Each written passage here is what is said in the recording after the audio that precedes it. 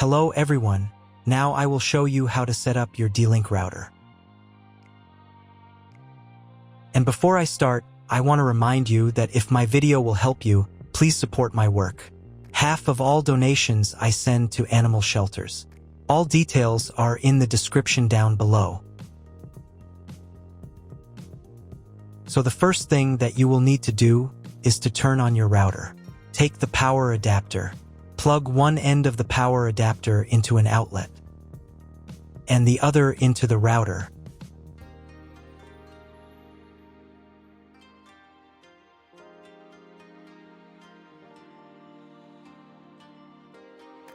When the router is turned on, the power indicator will be lit.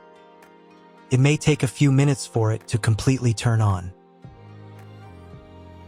Next, plug the cable from your internet service provider or from your modem into a special internet port. This port is usually labeled as internet, and usually it has a different color. Each cable should be inserted until it snaps into place. Now you need to restore the router to its factory settings. Hold down the reset button on the router for 10 seconds. Wait until the indicator lights on the router start flashing. Sometimes this button is located inside the router casing to avoid accidental pressing. In this case, use a thin object to press on it.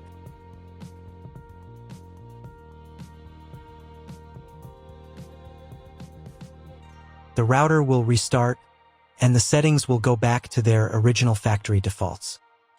Plug one end of the Ethernet cable provided with the router into one of the LAN ports.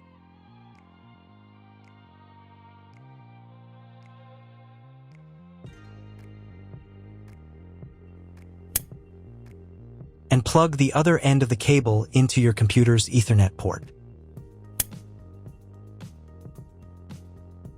Wait a few minutes for connection. Great, we've connected the router to your computer. Now you will need to set it up. But first, let me show you another way to connect the router if you do not have an Ethernet cable or your computer does not have an Ethernet port. Connect the router to the power adapter and cable from your internet provider.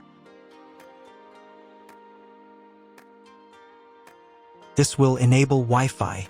If your router is new and hasn't been set up, your Wi-Fi network will be named after the router. Your router has a unique Wi-Fi network name and password printed on a sticker. Connect to it. Great, you've connected to the router. Now let's start setting it up.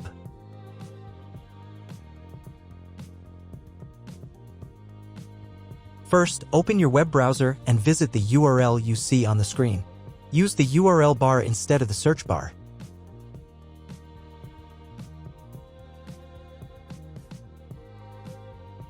At the beginning, you will see a form with a login and password. Usually, it is admin and admin.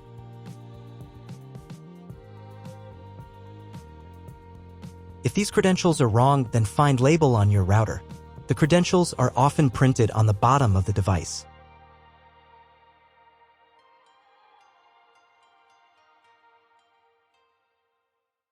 If none of this works, it means that your router has already been configured and someone has changed the login and password. If you can't find out the login credentials, just reset the router to factory settings.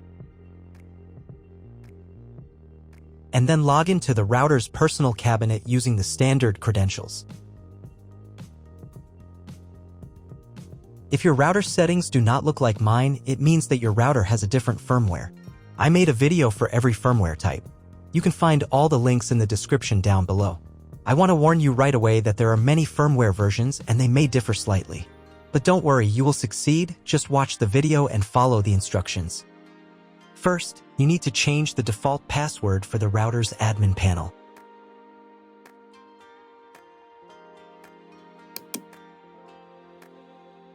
Now log in to the router's admin panel again using the new password.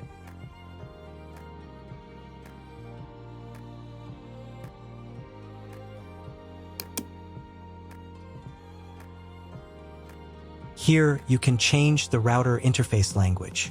I will keep the language as English. To start the setup process, go to the Click and Connect menu. Click Next. On the next page, select your internet provider. From the provider drop-down list, select your country and operator if you are going to configure a 3G network connection, or leave the manual value if you are going to configure a WAN connection of another type or want to specify all settings for your 3G WAN connection manually. Click Next. On the next page, select connection type. You can find it in the contract with your internet provider. If you're not sure what your connection type is, choose this one. It's the most common option. Click Next. Enter the connection name. This is not your Wi-Fi network name, so you can leave it unchanged. Click Next. On the next page, you can check the settings. In most cases, they should match mine except for the MAC address. Click the Apply button. Wait a few minutes while the router checks the settings. After the check, click Next. In the next step, you need to select an operating mode for the wireless network. Choose Access Point. Click Next. Then enter the name of the access point. This will be the name of your Wi-Fi network. Click Next. On the next page, you need to set a password for your Wi-Fi network. In Network Authentication, select Protected and enter your password. The password must be at least 8 characters long. Click Next. Do the same for the 5G Wi-Fi access point if your router supports it. On the final page, you'll see all your Wi-Fi network details. Check them and save the settings. If you were connected to the router via Wi-Fi, reconnect to the network. If your ISP provides a service to IPTV, you can connect a set-top box directly to the router without using additional equipment. If you are not going to use IPTV, click Skip to Next. Click Apply to confirm the settings. Next, you need to reboot the router. To do this, select Save and Reboot.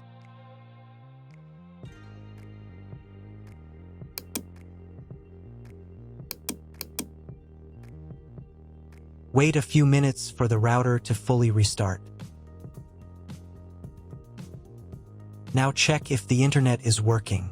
Just try to Google something. If there's no internet at this stage, call your internet provider. They will tell you your connection type and what other settings need to be configured.